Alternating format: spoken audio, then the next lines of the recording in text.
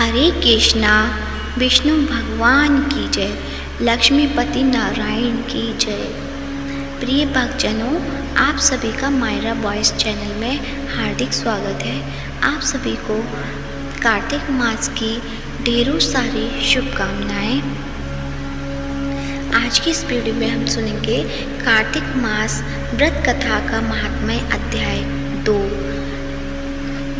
उससे पहले आप सभी से अनुरोध है, यदि चैनल को अभी तक सब्सक्राइब नहीं किया है तो चैनल को सब्सक्राइब करें और कथा सुनने से पहले कमेंट बॉक्स में लक्ष्मीपति नारायण की जय या विष्णु भगवान की जय अवश्य लिखें और मायरा वॉइस चैनल को सब्सक्राइब करें। कार्तिक मास व्रत कथा के दूसरे अध्याय में भगवान ऋषि सूत जी नारद जी को आगे बताते हैं कि भगवान कृष्ण ने बताया कि जब गुणवती के पति और पति को राक्षस द्वारा मार दिया तो वह दुखी हुई। हे देवी, गुणवती अपने पिता और स्वामी को राक्षस द्वारा मारे जाने का संवाद सुनकर पिता और पति के क्लेश से दुखित होकर करुण विलाप करने लगी। हाय नाथ, हाय पिता, हमको त्याग कर तुम कहाँ चले गए? मैं अकेली कन्या हूँ। आप लोगों के बिना असहायनी मैं अब क्या करूँगी? अब मेरे भोजन और वस्त्रादिकों की व्यवस्था कौन करेगा? घर में स्नेहपूर्वक पालन पोषण कौन करेगा? मैं कुछ भी नहीं कर सकती। मुझ विधवा की रक्षा कौन करेगा? मैं मूर्खा कहाँ जाऊँ? कौन मेरे दुख को दूर करेगा? कहाँ रहूँ? क्या करूँ? हाय देव, मुझ पर ऐसा कोप हुआ, अब कैसे जीऊँ? मैं बड़ी ही पापिन हूँ। श्री कृष्ण चंद्र जी ने कहा कि इस तरह रोती हुई वह मृगी की तरह व्याकुल होकर अपने को भाग्यहीना, असुखी, आशाहीन, जीवनहीन कहती हुई बोली कि अब मैं किसी शरण में जाऊं जो मेरे दुख को हरे। तत्पश्चात वायु से आहत केले के वृक्ष की तरह वह पृथ्वी पर गिर पड़ी। अधिक देर बाद होश में आई, फिर भी अत्यंत करुण विलाप कर बहुत विकल होकर शोक महासागर में डूब गई। अपने घर की सारी वस्तुएं बेचकर सावधानी के साथ उसने अपने पिता और पति की यथाशक्ति श्राद्धादिक क्रिया की। उसके पश्चात उसी पुरी में निवास करते हुए वह विष्णु भगवान की भक्ति में तत्पर होकर शुद्ध तथा शांत स्वभाव से अपनी इंद्रियों को अपने वश में करके वहीं रहने लगी। उसने जन्म से लेकर मरण तक एकादशी का व्रत तथा कार्तिक मास का विधिवत सेवन किया। हे प्रिय, ये दोनों एकादशी और कार्तिक व्रत हमें बहुत प्रिय हैं। भक्ति, मुक्ति, पुत्र तथा संपत्ति को देने वाले परम पवित्र हैं। जो मनुष्य तुला की संक्रांति रहते हुए कार्तिक मास में प्रातः काल में स्नान करते हैं, वे चाहे पापी ही हों तो भी पापों से मुक्त हो जाते हैं। जो मनुष्य कार्तिक स्नान, जागरण, दीपदान तथा तुलसी के वृक्ष की रक्षा करते हैं, वे साक्षात विष्णु भगवान के तुल्य हैं। जो भक्त कार्तिक मास में विष्णु भगवान के मंदिर की स्वच्छता तथा विष्णु भगवान का स्वस्ति वचन करते हैं, वे प्राणी तो जीवन मुक्त हैं।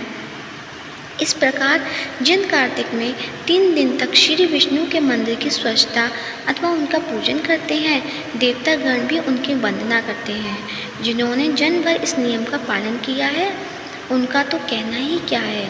इसी प्रकार वह गुणवती दत्तचित होकर प्रतिवर्ष कार्तिक का व्रत और विष्णु भगवान की पूजा भक्तिपूर्वक करती रही। हे प्रिय, एक बार वह रोग के कारण दुबली हो गई थी तथा ज्वर से पीड़ित होने पर धीरे धीरे किसी प्रकार गंगा स्नान करने को गई। वह जल में स्नान करने को निमित्त उतरी और जाड़े से कांपने लगी और विकल हो गई।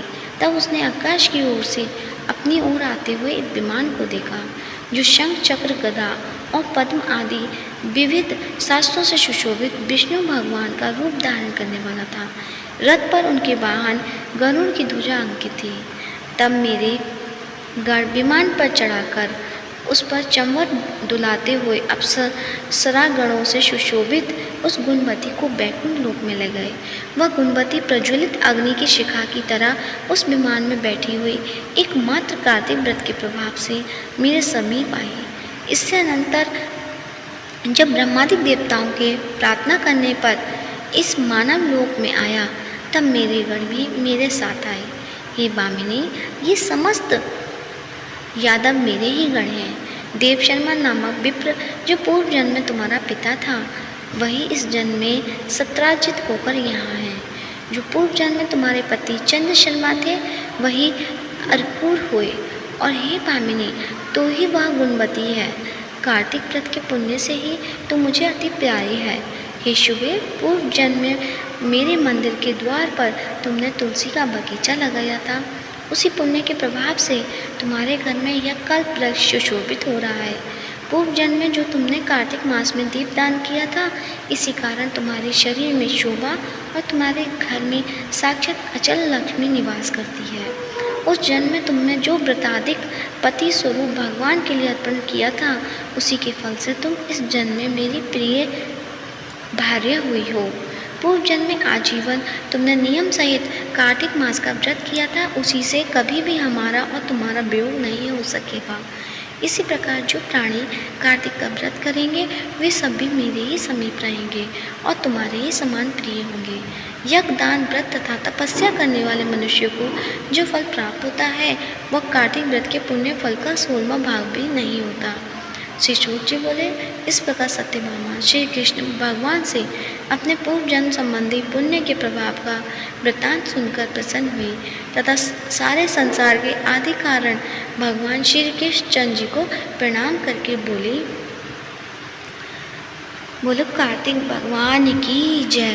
गोविंद हरि गोपाले हरि, जय जय प्रभु दीन दयाले हरि। आ जाओ प्रभु मन मंदिर में, आ जाओ प्रभु मन मंदिर में।